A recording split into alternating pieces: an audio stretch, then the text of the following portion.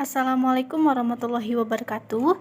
Nama saya Heldawati, NPM 2021010255, Program Studi Hukum Keluarga Islam, kelas E semester 6. Di sini saya akan menjelaskan materi tentang pendekatan filsafat hukum, ilmu hukum, dan ilmu sosial guna memenuhi tugas mata kuliah filsafat hukum Islam dengan dosen pengampu Hervinyoki Pradikta MHI. Ilmu hukum, beberapa pendapat mengatakan bahwa karena filsafat hukum merupakan bagian khusus dari filsafat pada umumnya, maka berarti filsafat hukum hanya mempelajari hukum secara khusus, sehingga hal-hal non-hukum menjadi tidak relevan dalam pengkajian filsafat hukum. Sebagai filsafat, filsafat hukum tunduk pada sifat-sifat, cara-cara, dan tujuan-tujuan dari filsafat pada umumnya. Di samping itu, hukum sebagai objek dari filsafat hukum akan mempengaruhi filsafat hukum. Dengan demikian, secara timbal balik antara filsafat hukum dan filsafat saling berhubungan. Secara sederhana dapat dikatakan bahwa filsafat hukum adalah cabang filsafat, yaitu filsafat tingkah laku atau etika yang mempelajari hakikat hukum. Dengan perkataan lain, filsafat hukum adalah ilmu yang mempelajari hukum secara filosofis. Jadi, objek filsafat hukum adalah hukum, dan objek tersebut dikaji secara mendalam sampai kepada inti atau dasarnya, yaitu disebut hakikat. Menurut Purnadi Purbacaraka dan Surjono Sukanto, hukum dapat diartikan sebagai yang pertama, ilmu pengetahuan, yakni pengetahuan yang tersusun secara sistematis atau dasar kekuatan pemikiran. Yang kedua, disiplin, yakni suatu sistem ajaran tentang kenyataan gejala-gejala yang dihadapi. Yang ketiga, yaitu norma, yakni pedoman atau patokan sikap, tindak, perikelakuan yang pantas untuk diharapkan. 4. Tata hukum, yakni struktur atau proses pengangkat norma-norma hukum yang berlaku pada suatu waktu dan tempat tertentu, serta berbentuk tertulis. Yang keempat, petugas, yakni pribadi-pribadi yang merupakan kalangan yang berhubungan erat dengan penegakan hukum. 5. Keputusan penguasa, yakni hasil proses diskresi. Yang keenam, proses pemerintahan, yakni proses hubungan timbal balik antara unsur-unsur pokok dari sistem negaraan. Yang ketujuh, sikap, tindak, ajek atau perikelakuan yang teratur, yakni perilakuan yang diulang-ulang dengan cara yang sama yang bertujuan untuk mencapai kedamaian.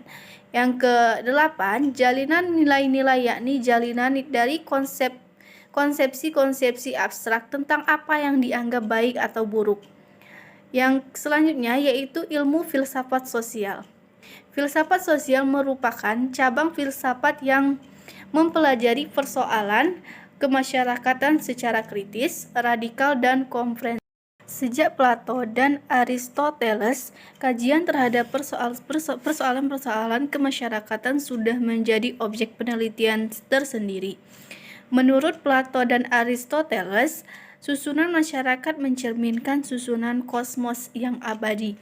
Manusia berkewajiban untuk menyesuaikan diri dengan susunan atau menaati demi keselamatannya. Kalau tidak, ia menghancurkan dirinya. Pada abad pertengahan, masyarakat Eropa masih memperlihatkan pada pola dasar yang sama, hanya sekedar mengoreksi terhadap paham Plato dan Aristoteles.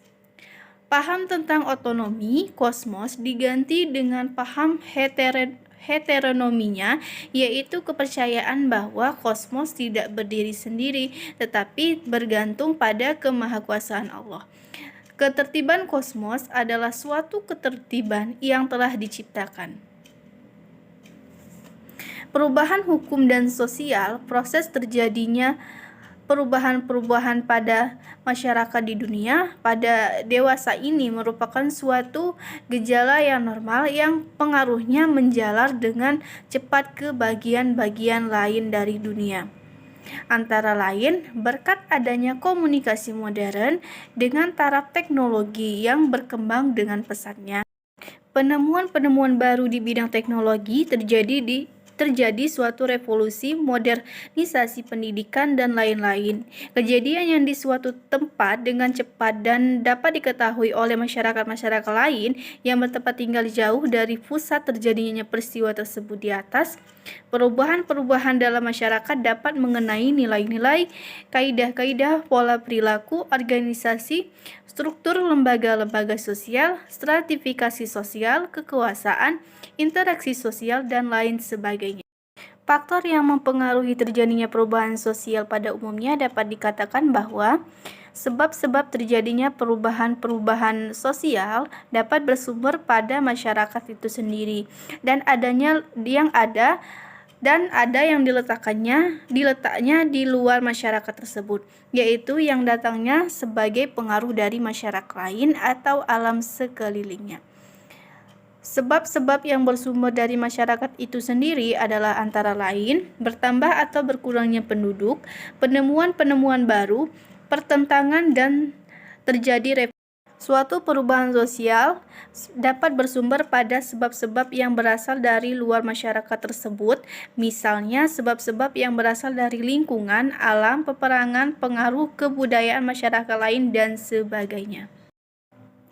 Demikianlah materi yang dapat saya sampaikan. Terima kasih atas perhatiannya. Wassalamualaikum warahmatullahi wabarakatuh.